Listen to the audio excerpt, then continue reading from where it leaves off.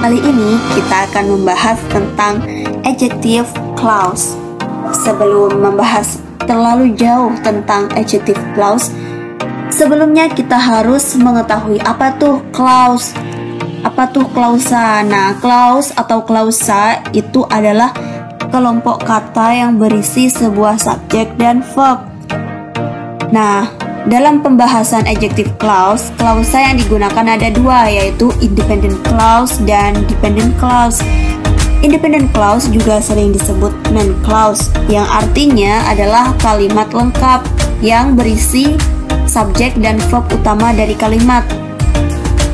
Bedanya dengan dependent clause ini adalah kalimat yang tidak lengkap yang harus digabungkan ke independent clause, seperti itu. Jadi, hubungannya dengan adjective clause, yaitu adjective clause itu adalah sebuah dependent clause yang mendeskripsikan, mengidentifikasi, atau memberikan informasi tambahan tentang sebuah noun. Jadi, adjective clause ini adalah kalimat yang tidak lengkap yang digunakan untuk mendeskripsikan, mengidentifikasi, dan memberikan informasi tambahan tentang kata benda yang diterangkan, sehingga adjective clause ini selalu berdampingan dengan kata benda yang diterangkan, seperti itu. Nah, dalam adjective clause kita akan mengenal tentang relative pronouns. Apa itu relative pronouns? Relative pronouns adalah kata ganti yang digunakan untuk menghubungkan dependent clause ke independent clause. Jadi untuk menghubungkan antara dependent clause ke independent clause ini kita butuh relative pronoun. Nah, relative yang akan kita bahas kali ini ada who, whom, which, dan whose. Ini contoh dari kalimat yang berisi adjective clause yang menggunakan relative pronoun who, whom, which, dan whose ya. Oke, pertama kita akan membahas tentang relative pronoun yang digunakan di adjective clause, yang mana who terlebih dahulu. Nah, oke. Pembahasan pertama yaitu tentang relative pronoun who. Jadi contohnya, the student who reads some books is clever. Nah, who di sini digunakan untuk menerangkan kata benda yang orang. Nah, dan posisinya itu sebagai subjek. Jadi kalimat yang the student who reads some books is clever awalnya ada dua kalimat, yaitu the student is clever, she reads some books. Well, sekarang kita harus fokus ke kalimat yang kedua, she reads some books. Nah, she di situ sebagai subjek yang mana merujuk ke kata benda the student di kalimat pertama. Maksudnya, the student is clever, murid itu pandai. Dia siapa? Dia membaca beberapa buku, dia student. Jadi si-nya itu diganti ke who. Kalau mau mengubah dua kalimat ini menjadi satu kalimat yang efektif, jadi si-nya diubah ke who, ke relative pronoun who. Dan nanti who reads some book itu bisa dipakai untuk menerangkan the student, yang mana who di situ berposisi sebagai subjek dari adjective clause-nya. The student who reads some books is clever. Murid itu yang membaca beberapa buku pandai. Nah, who reads some books itu adalah adjective clause yang mana menerangkan the student-nya gitu loh. Jadi who reads some book itu ditaruh di berdampingan dengan kata bendanya. Jadi subjek dari kalimat ini yaitu the student who reads some books itu subjek, terus is adalah to be atau auxiliary verb, terus clever adalah complement yang mana itu adjektif, pandai kan.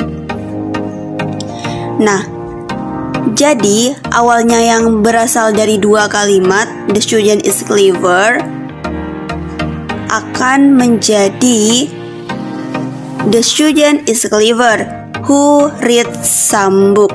The student is clever, itu kan kalimat lengkap. Jadi itu bisa disebut independent clause. Terus, who reads some book, itu tidak lengkap. Who siapa gitu, kalau dipisah berarti itu masuk ke dependent clause.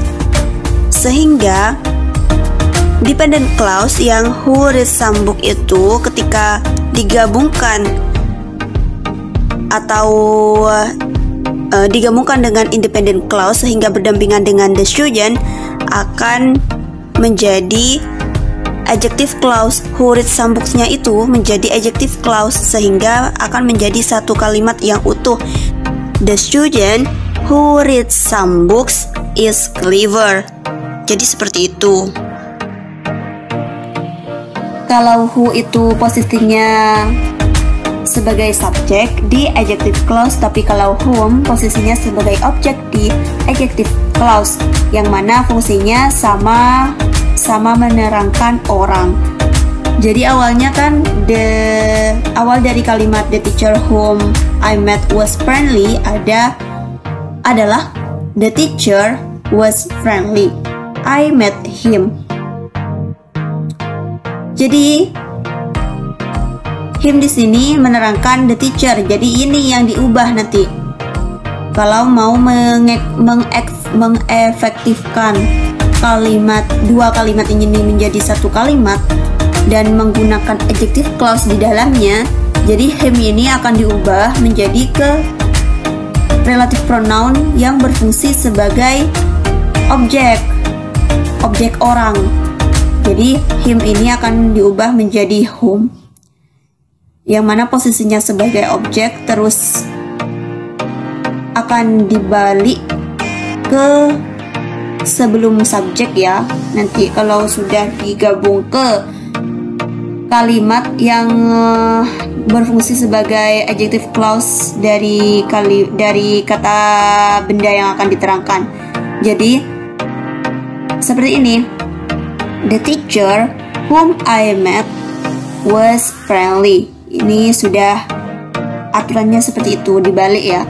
Kalau yang who tetap nggak dibalik, tapi kalau yang sebagai objek dibalik. Whom I met was friendly. Jadi adjective clause-nya yang mana nih? Jadi adjective clause-nya dari whom ya, whom I met. Terus kata benda yang diterangkan the teacher. Jadi the teacher whom I met, guru yang aku temui, itu subjek, ramah, to be, terus complement. Dari dua kalimat menjadi satu kalimat. Well.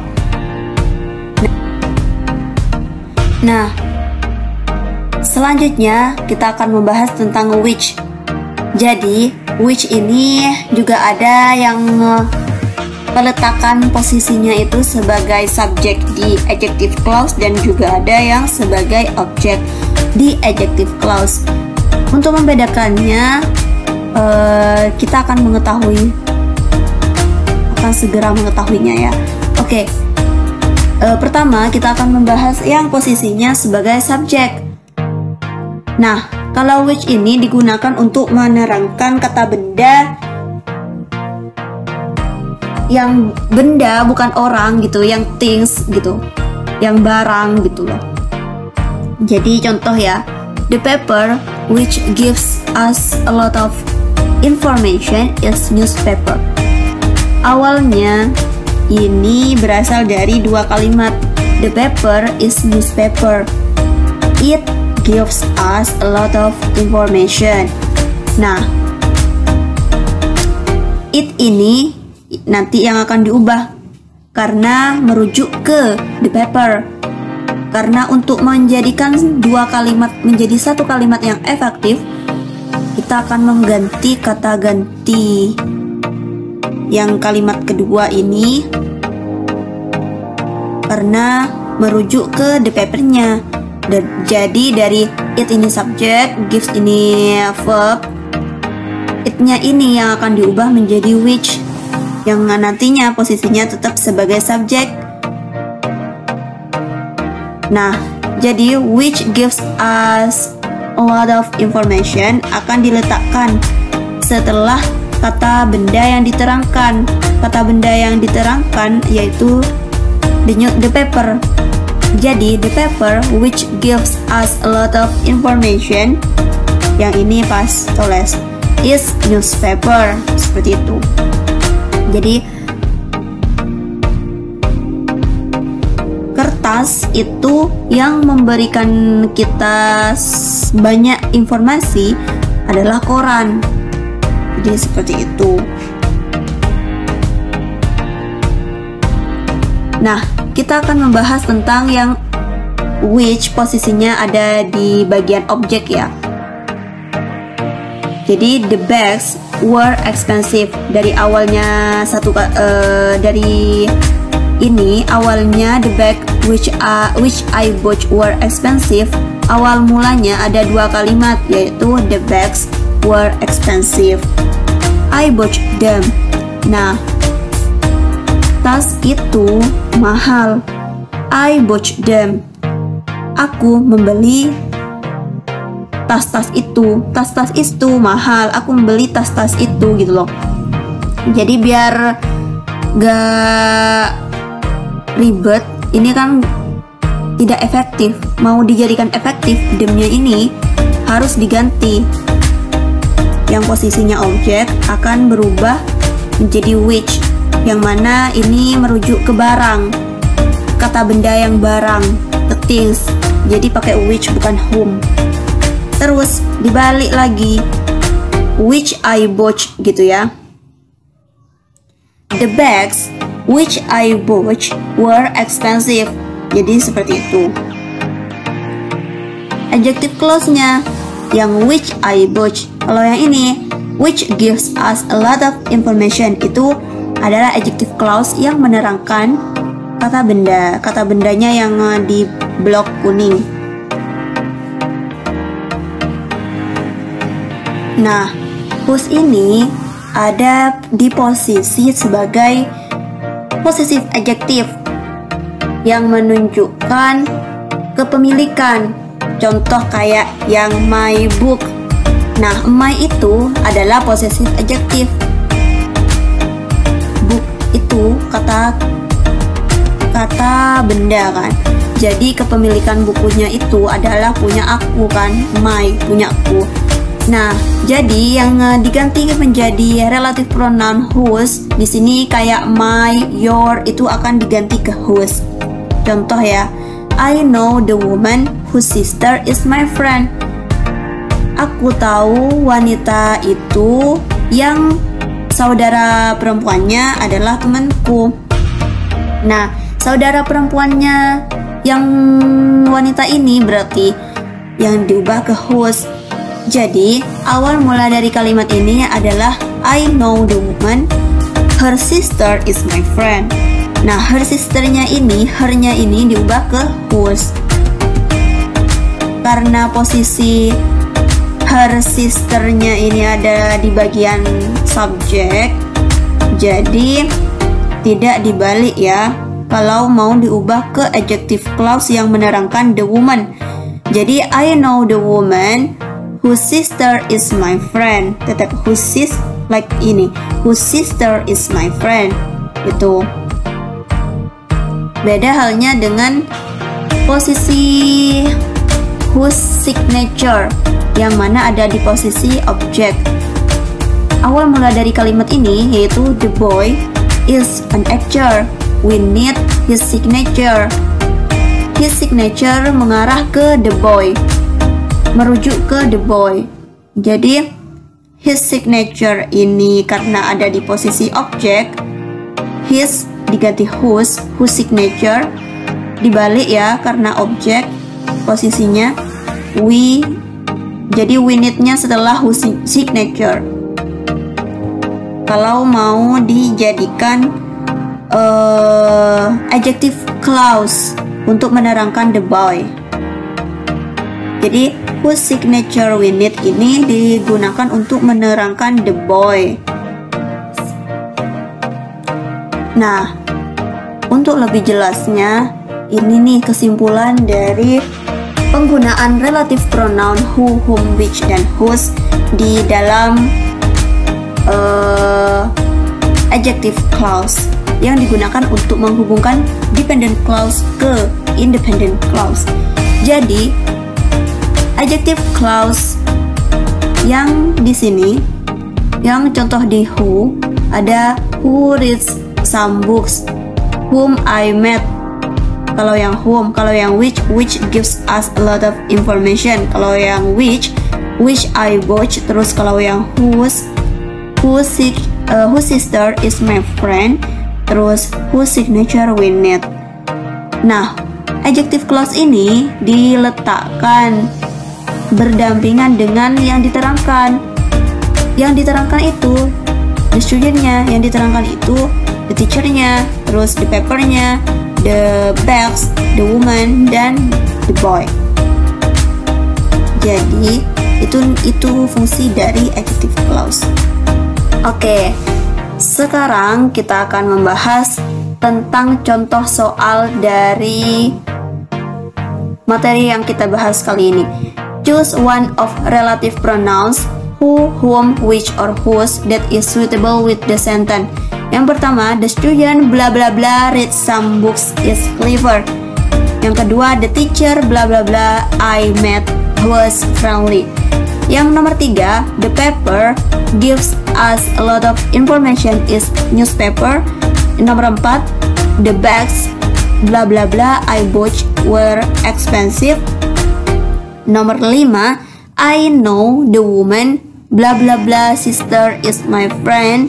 Terus nomor 6, the boy bla bla bla signature we need is an actor. Nah, di sini saya akan memberikan trik menjawab soal kayak gini